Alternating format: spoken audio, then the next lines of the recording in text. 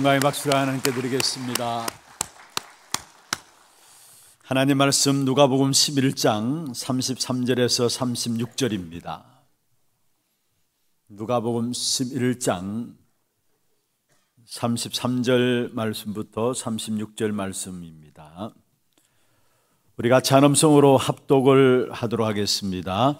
누구든지 등불을 켜서 음속이나 말 아래에 두지 아니하고 등경 위에 두나니 이는 들어가는 자로 그 빛을 보게 하려 함이라. 내 몸의 등불은 눈이라. 내 눈이 성하면 온몸이 밝을 것이요 만일 나쁘면 내 몸도 어두우리라. 그러므로 내 속에 있는 빛이 어둡지 아니한가 보라. 내 온몸이 밝아 조금도 어두운 데가 없으면 등불의 빛이 너를 비출 때와 같이 온전히 밝으리라 하시니라. 아멘. 축복을 선하십시다. 평안하십시오. 당신은 세계살이를 선교사입니다.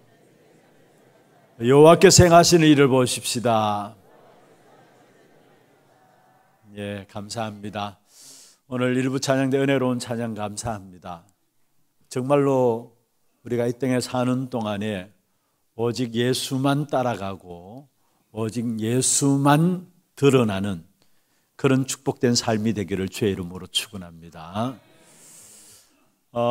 지난 한 주간은 우리 교회가 한 해를 시작하면서 응답으로 주신 말씀들을 가지고 온 성도들이 함께 기도하는 시간들을 가졌습니다.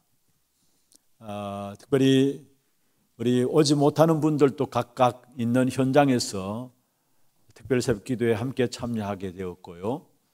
또 먼 거리에서 현풍이나 청도 이런 먼 거리에서도 직접 참석하셔서 함께 기도하는 시간들을 가졌고요. 또 가족 단위로 어린아이들도 함께 나와서 함께 기도하는 귀한 시간들을 가졌습니다. 우리 한 사람 한 사람의 미래는 하나님의 손에 있습니다. 아멘입니까? 그렇다면은 이런 모든 삶의 시작이 정말로 말씀을 붙잡고 기도함으로 시작되면 됩니다. 말씀 붙잡고 기도 속에 있는데 뭔가 일이 안 되어진다, 안 되는 게 아닙니다.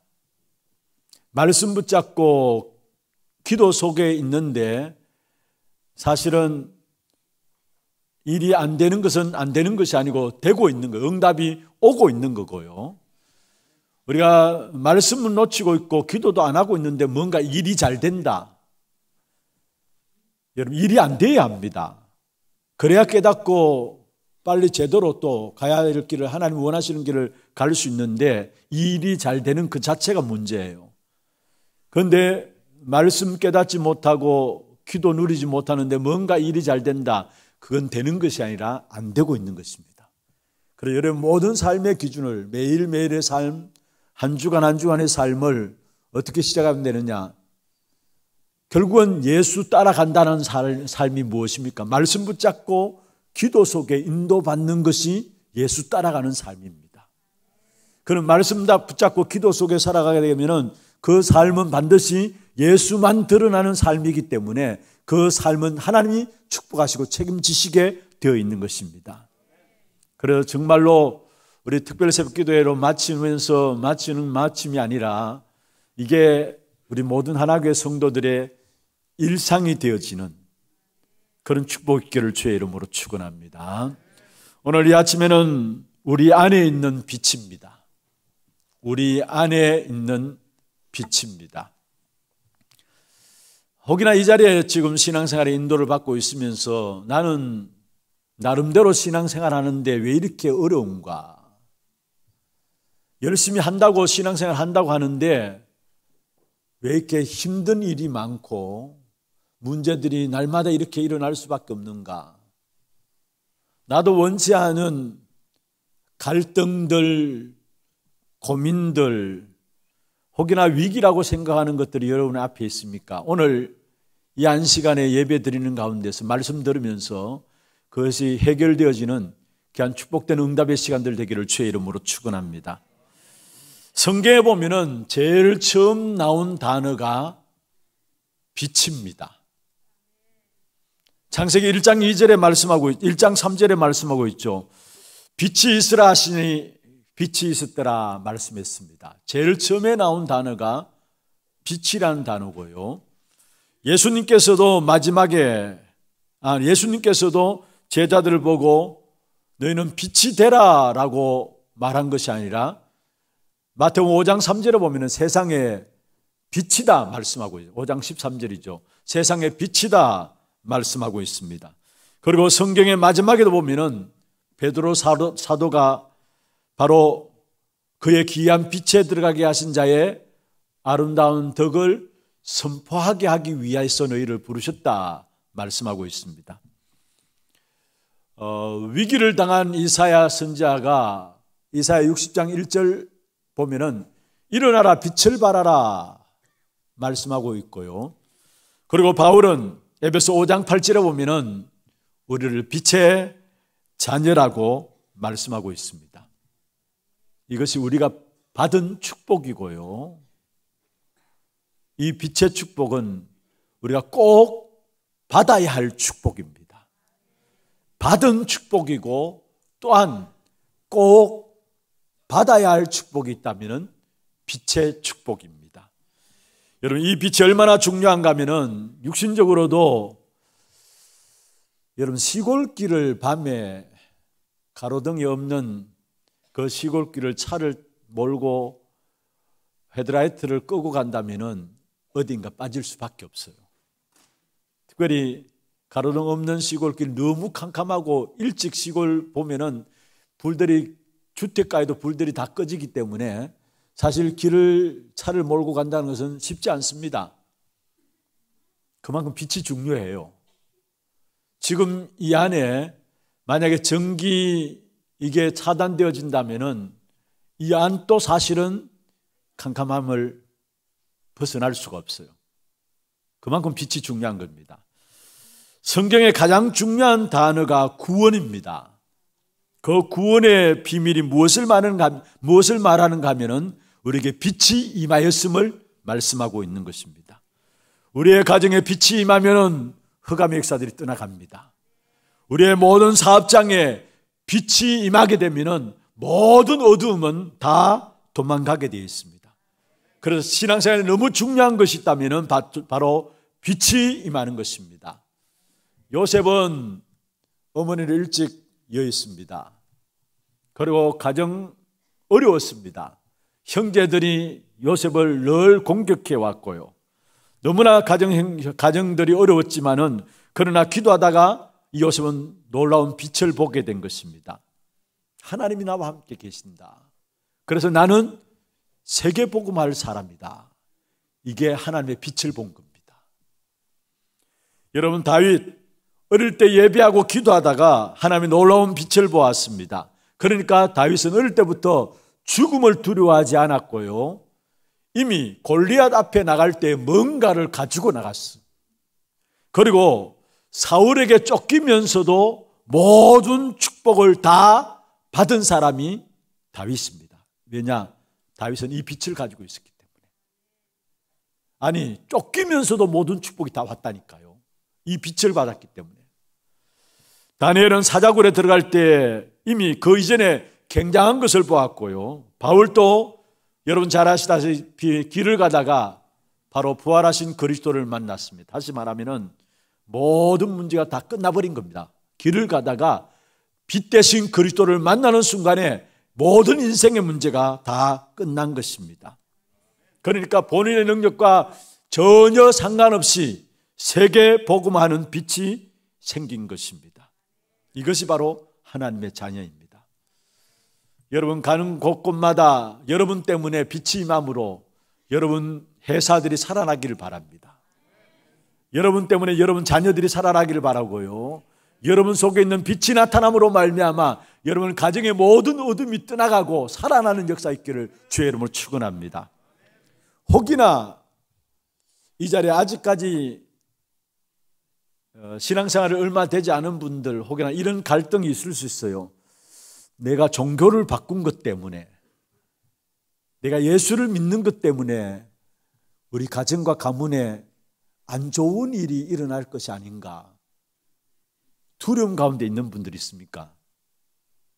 여러분 처음 이제 복음을 받게 되면은 복음 받기 전에 갈등하는 것이 그거예요. 아니 평생 내가 불교를 섬겨오고 나름대로 뭔가 믿어왔는데 아무리 좋은 복음이라 하지만은 내가 복음을 받는다면은 우리 가정과 가문에 어려움들이 올 것이 아닌가 이런 두려움 때문에 선뜻 복음을 받지 못하는 부분들 봐요. 여러분 그런 걱정 전혀 내려놔도 됩니다. 왜 그런 줄 아십니까? 진짜 예수를 믿으면은 교회 왔다 갔다 해서 그렇지 진짜 예수 그리스도를 믿으면은 여러분 때문에 가정과 가문이 살아나는 역사가 있게 돼 있어요.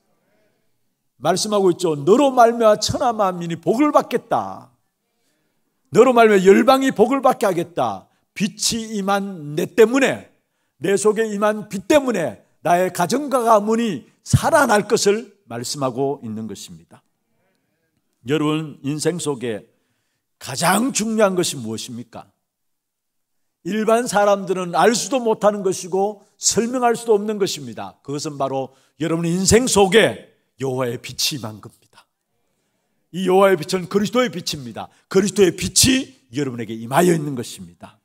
그래서 날마다 내 속에 임하고 있는 이 빛의 역사들을 날마다 누려야 합니다. 그러면 먼저 이 빛의 역사를 누리기 위해서는 중요한 것은 어둠과 빛이 무엇인가를 분간해야 합니다. 어둠과 빛이 무엇인가를 분간해야 하는 것입니다. 오늘 33절에 그렇게 말씀하고 있죠. 누구든지 등불을 켜서 움속이나 말 아래 두지 아니하고 등경 위에 두나니 이는 들어가는 자로 그 빛을 보게 하려 하심이라. 오늘 본문에 중요한 말씀을 하고 있는데 누구든지 등불을 켜서 속에 두지 않고 말 속에 두지 않는다 했어요. 등경 위에 둔다 했습니다.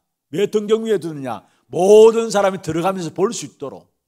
아니 빛을 속에 두는 사람이 없죠. 은 무엇을 말하냐 하면은 여러분 땅을 움푹 파서 거기에 거적을 덮지 않아요. 바람 부는 이런 것을 막기 위해서 거적을 덮는 것을 말합니다. 구덩이 파는 그 우미를 말합니다. 또 여기에 말은 무엇을 말하냐면은 이런 뭐 곡식 같은 것들을 대는 말이 있잖아요. 말. 그 다시 말하면은 이 말은 무엇을 말하냐면 큰 바구니 통을 말하고요. 이라는 말은 비밀 창고 같은 곳에 넣어둔다는 말입니다. 아니 등불을 비밀 창고 같은 곳에 넣어주는 사람이 어디 있습니까? 또 여기에 말 아래 두는 사람이 어디 있습니까? 이 등불을 등경 위에 두고 많은 사람이 들어가면서 나가면서 밝히 비치라고 주어진 등불인데 말 속이나 사실 말 안에 두거나 속에 둔다는 것은 말도 안 되는 소리죠. 다시 말하면 이 말은 하나님께서 빛을 주셨는데 이스라엘 백성들이 그것을 몰라서 지금 실패하고 있는 사실들을 지적하는 내용입니다.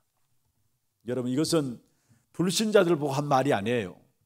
나름대로 성경을 가지고 있으면서 하나님을 잘 믿는다고 하는 바리새인들을 향해서 너희들이 지금 빛 대신 이 빛을 말 속에 두고 있지 않느냐, 등경 위에 두어야 되는데 속에 두고 있지 않느냐, 그 사실을 지적하고 있는 것입니다. 아니 여러분 한번 생각해 보세요. 누가 빛을 여러분 어떤 바구니 속에 집어넣고 창고 속에 집어넣고 나무통 속에 집어넣고 그렇게 지냅니까? 아니잖아요. 빛은 스탠드 위에 올려놓고 모든 사람들이 비치도록, 모든 사람이 비치도록 그렇게 하는 그 빛인데 이 빛을 몰라가지고 결국은 사실은 속이나 또 말 속에 두고 있다라는 사실을 말하고 있는 것입니다. 여러분 우리가 착각하지 말아야 될 것이 있습니다. 내가 뭔가를 해야 된다고 착각하는데 아니에요. 이사야 60장 2절에 보면은 모든 사람들은 어두움과 캄캄함에 붙잡혀 있어. 그래서 여호와의 빛이 내 위에 임하였다라고 이사야 60장 1절에서 말씀하고 있는 것입니다. 저와 여러분은 하나님의 은혜로 이 자리에 온 것입니다. 아멘입니까? 이 빛이 임하여 있다는 사실을 믿으시길 바랍니다. 노력이 아니라 은혜로서 여호와의 영광이 이미 우리 위에 임하여 있는 것입니다. 여러분 우리가 참된 빛을 놓치지 말고 그것을 숨겨두지 말고 사용해야 되는데, 지금 이 빛의 중요한 사실을 알지 못하니까 숨겨놓고 사용하지 않고 있다는 말이에요. 왜 숨겨놓고 사용하지 않고 있느냐? 사실은 빛과 어둠이 뭔지를 몰라가지고 숨겨놓고 사용하지 않고 있는 거예요.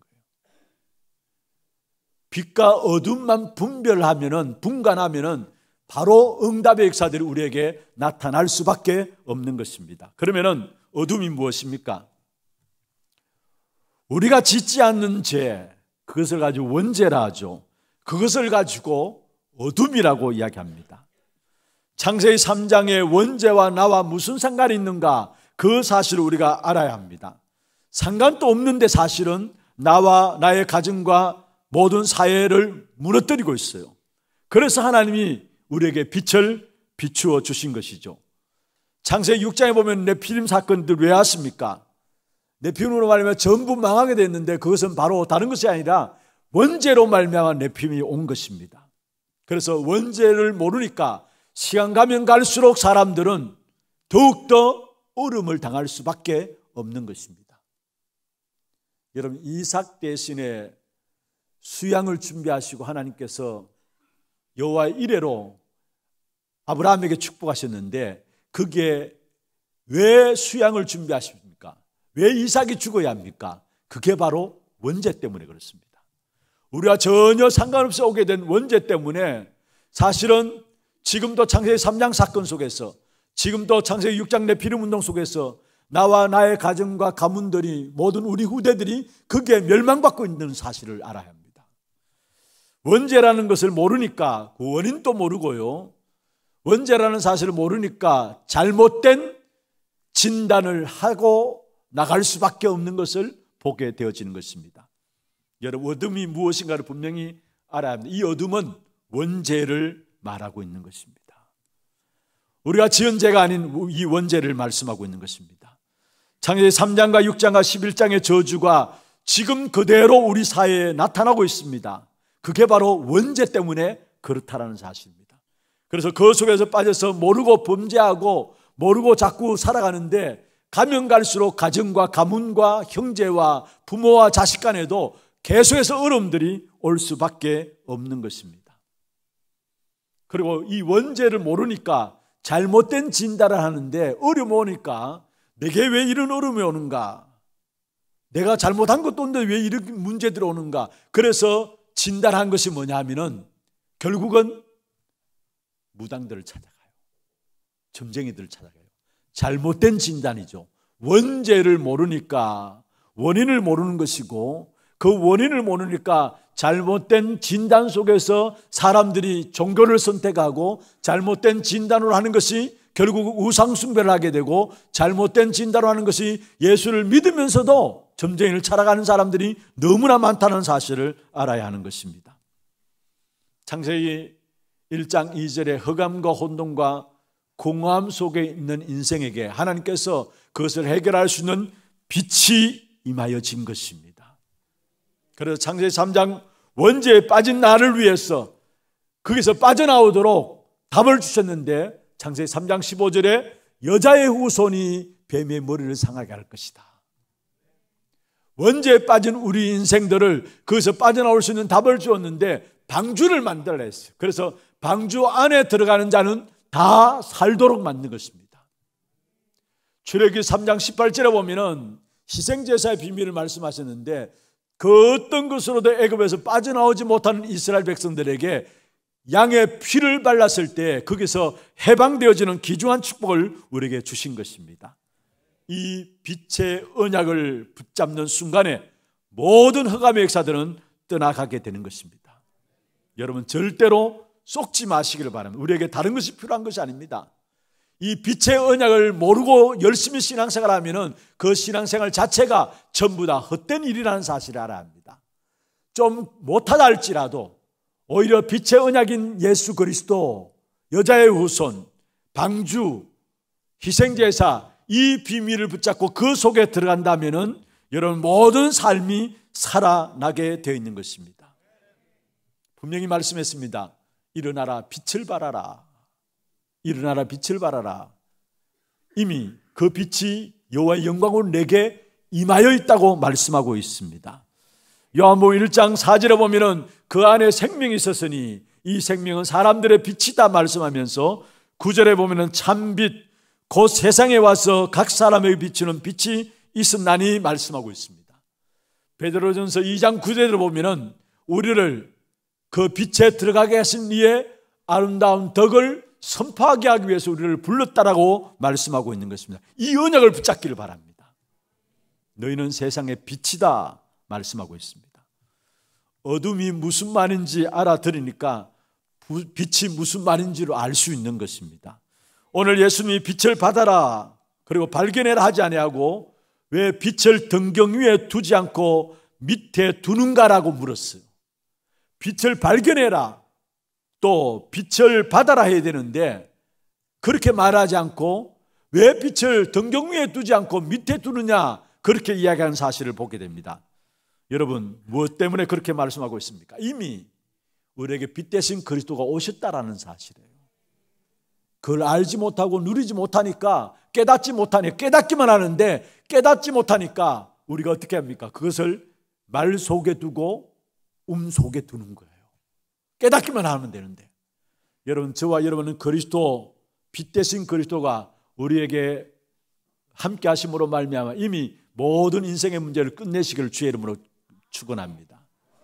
진짜 그리스도 빛 대신 그리스도 깨닫기만 하면은 그리스도 그 이름으로 성삼위 하나님이 역사하시게 돼 있어요.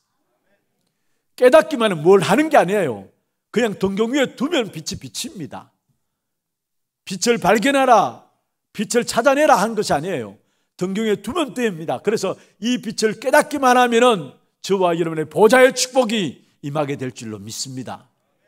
이 빛을 깨닫는 귀한 은혜가 저와 여러분의 있기를 주의 이름으로 축원합니다. 두 번째입니다.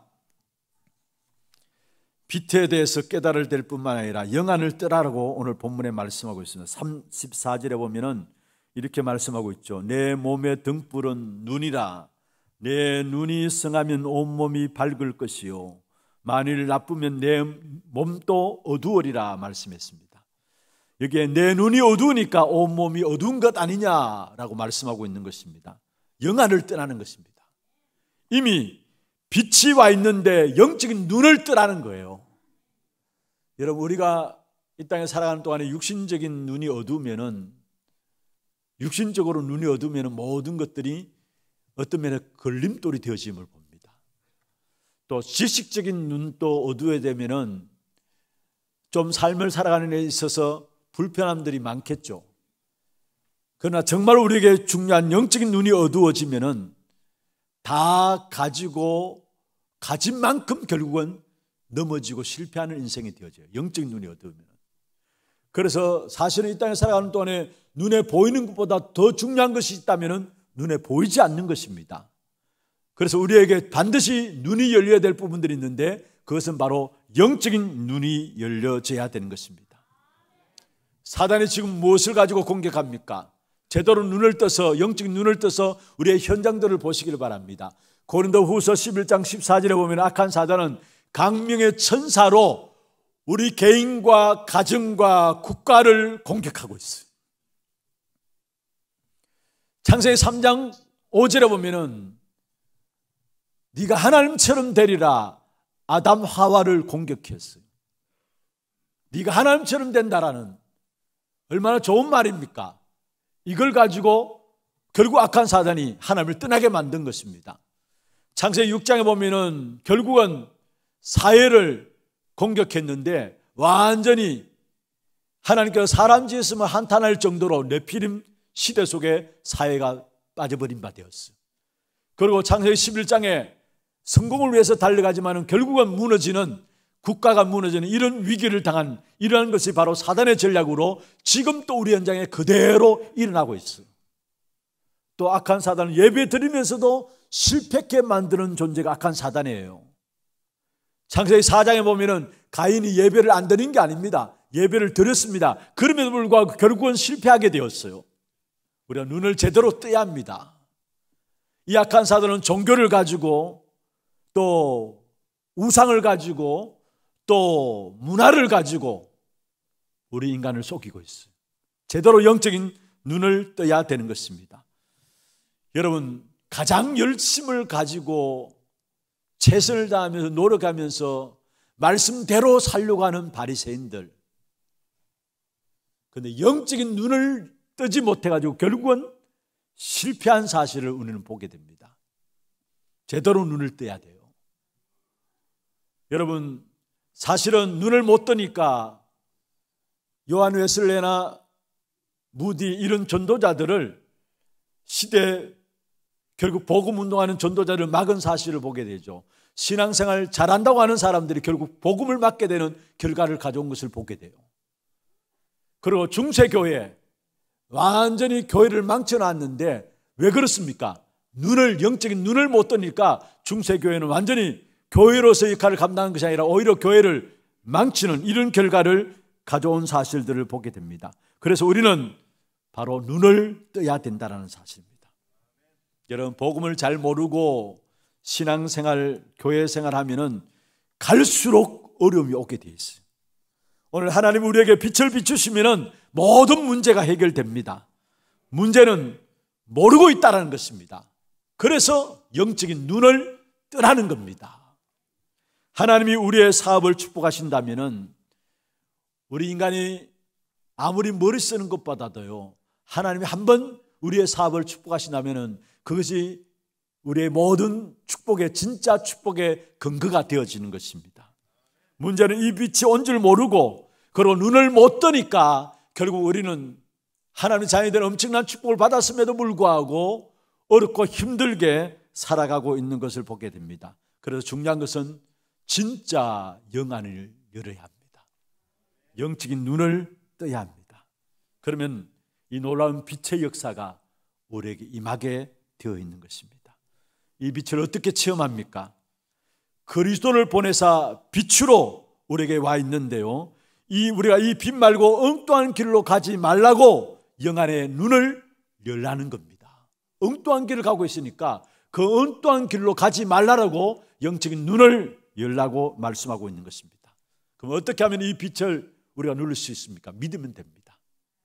요한복음 1장 12절에 영접하는 자 곧 그 이름을 믿는 자에게 하나님의 자녀되는 권세를 주었다 말씀했습니다. 하나님 우리 인간을 창조하셨는데 처음엔 놀라운 축복을 주시면서 창조하셨습니다. 그런데 사단의 유혹을 받아서 결국 인간은 무너지게 되었습니다. 이때 하나님은 그리스도를 보내셨습니다. 우리 인간이 아무리 몸부림쳐도 해결할 수 없음을 아시고 하나님이 그리스도를 보내신 것입니다. 로마서 5장 8절에 말씀하고 있죠. 우리가 아직 죄인 되었을 때에 그리스도께서 우리를 위하여 죽으심으로 하나님이 우리에게 대한 자기의 사랑을 확증하셨습니다 말씀하고 있습니다. 요한복음 5장 24절에 말씀하고 있습니다.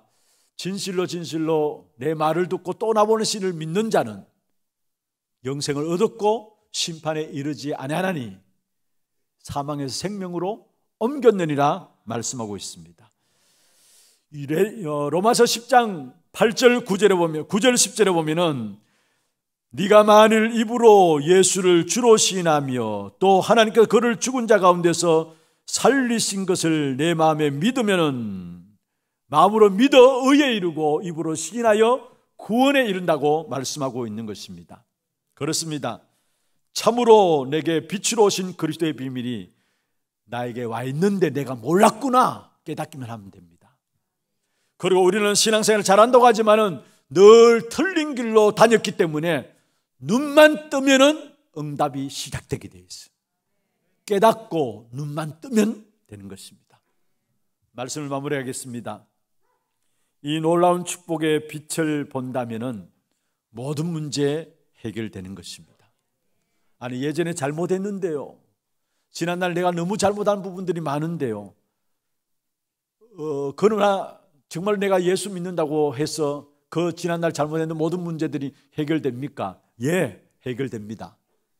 간첩이 자수하면은 끝나는 겁니다. 그렇잖아요. 지난날 간첩 행위를 아무리 많이 했다 할지라도 간첩이 자수하면은 지난날 묻지 않고 자유를 줍니다. 끝나는 것입니다. 그렇습니다. 저와 여러분이 정말로 빛 대신 예수 그리스도를 믿는 순간에 하나님의 자녀 되어지면은 가거에서 신분이 바뀌어져요. 골로새 1장 13절에 있는 말씀처럼 그가 우리를 흑암의 권세에서 건져내사 그의 사랑의 아들의 나라로 옮기셨느니라 말씀했습니다. 가거에서 신분이 바뀌어져요.